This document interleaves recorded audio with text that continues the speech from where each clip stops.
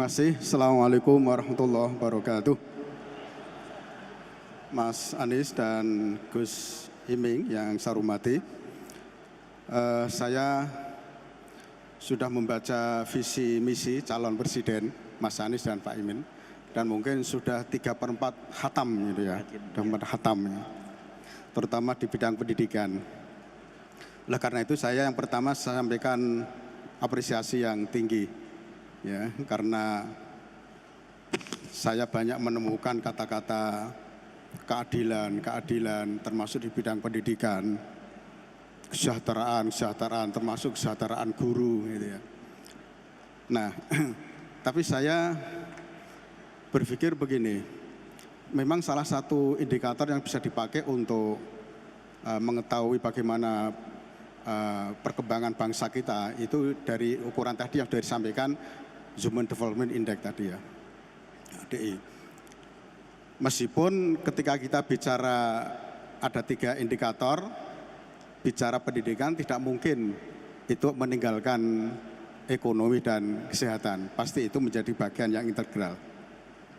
Kalau kita melihat HDI untuk ukuran pendidikan, ternyata tahun ini long term education kita itu masih 8,69 tahun.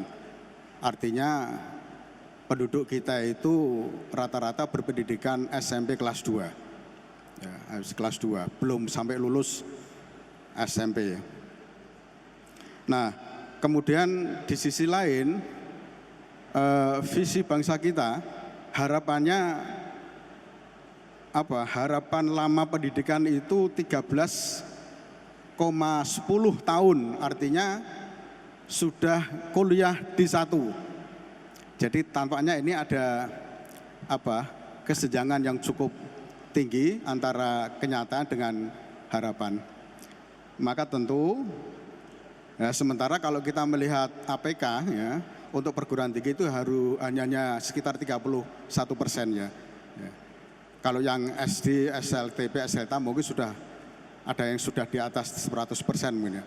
Tapi untuk perguruan tinggi kan masih sekitar 31%. Nah, ini yang pertama adalah bagaimana Mas Anies untuk mengantisipasi kondisi semacam ini yang antara realitas dengan harapan itu masih terlalu tinggi. Kemudian yang kedua saya bicara khusus terkait dengan kebijakan pemerintah terkait dengan P3K, ya, guru P3K atau mungkin juga pegawai yang lain. Kalau kita bicara bangsa kita, kalau mau maju tentu faktor yang paling utama adalah SDM. Kalau kita bicara SDM tentu pilarnya adalah pendidikan. Ya. Sementara sekarang ini kita lihat dengan kebijakan-kebijakan yang baru, P3K, itu yang punya korban paling banyak itu mungkin Muhammadiyah dan NU ini, karena sekolahnya paling banyak. Ya. Tadi disampaikan Muhammadiyah lebih dari 2.000 sekolah, mulai dari TK sampai perguruan tinggi. Perguruan tinggi saja Muhammadiyah punya 170. Pemerintah itu hanya sekitar 117 yang negeri-negeri itu. Ya, apalagi di tingkat pendidikan dasar dan menengah. Nah, dengan P3K itu banyak guru Muhammadiyah dan mungkin juga teman-teman di sekolah madrasah NU juga diambil.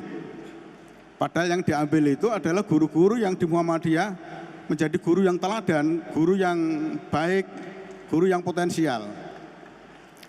Ini kan mestinya negara hadir untuk membantu sekolah-sekolah swasta yang secara kumulatif itu menjadi kekuatan besar bangsa kita, terutama untuk memajukan negara ini.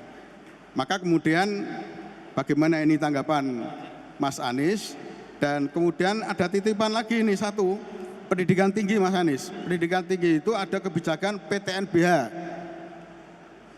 Ya. Saya rasa Mas Anies mantan rektor itu, tahu persis bagaimana susahnya mengelola perguruan tinggi swasta yang semua harus mandiri. Ya. Baik. Nah, ini dengan PTNBH itu pemerintah memberikan kebijakan kepada perguruan tinggi untuk melakukan rekrut mahasiswa secara mandiri. Dan tentu semua PTS termasuk Muhammadiyah, termasuk NU itu juga akan semakin sulit itu. Maka bagaimana ini tanggapan Mas Anies? Terima kasih. Assalamualaikum warahmatullahi wabarakatuh. Ya, monggo Mas Anies. Beliau ini mantan Menteri Pendidikan, jadi insya Allah bisa menjawab semuanya. Mudah-mudahan lulus. Amin. Ini, Prof, pertama soal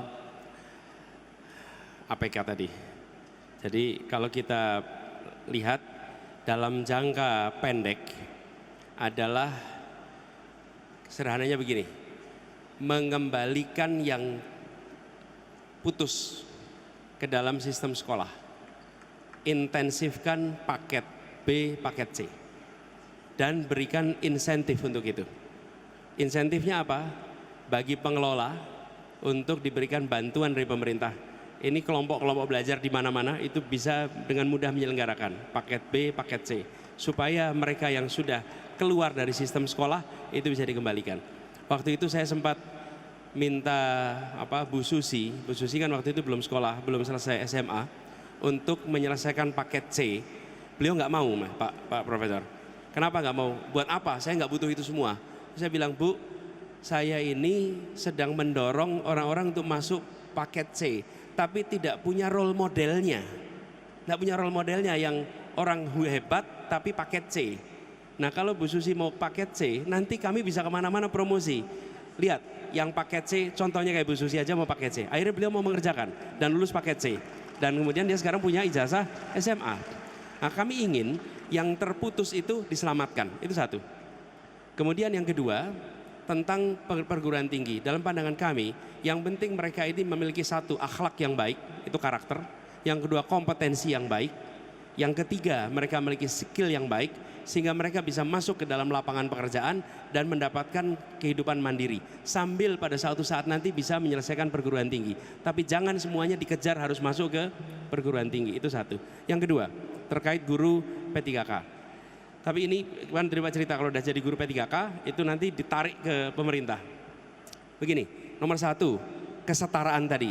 Ke depan sekolah-sekolah swasta, universitas-universitas swasta, menurut kami harus dibebaskan dari PBB atas tanah mereka. Nol.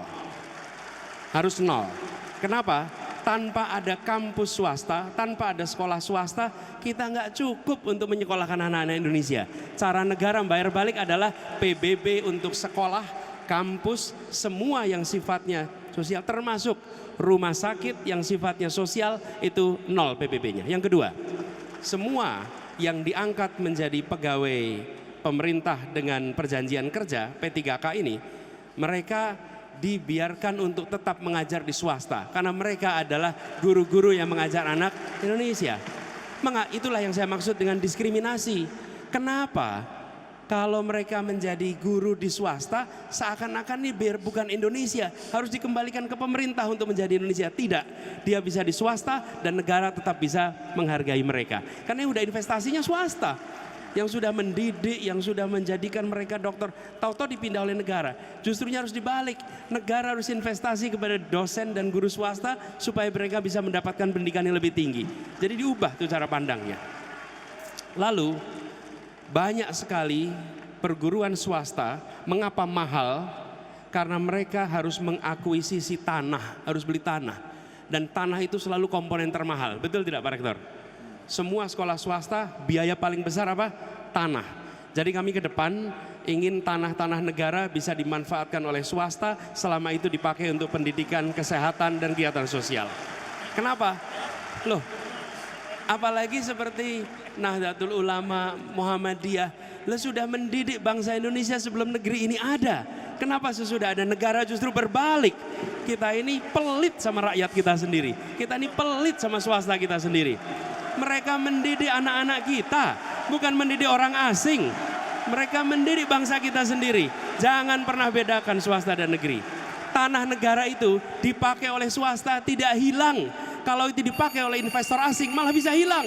Tapi kalau dipakai oleh swasta nggak mungkin hilang. Jadi bayangkan kalau sekolah pendidikan kelas seluruh Indonesia tidak terbebani oleh belanja tanah di awal, maka SPP-nya akan murah, biaya sekolahnya akan murah. Itu dirasakan oleh seluruh keluarga-keluarga kita di Indonesia. Jadi kita ingin mengubah itu, Pak. Sehingga negara itu hadir bukan hanya dengan bantuan secara fiskal, tapi negara hadir mengurangi biaya-biaya yang harus dikeluarkan oleh perguruan swasta, TK, SD, SMP, SMA sampai kuliah, sehingga mereka bisa mengurangi beban untuk keluarga-keluarga kita di Indonesia. Terima kasih. Terima kasih Mas Anies. Jelajahi cara baru mendapatkan informasi. Download Metro TV Extend sekarang.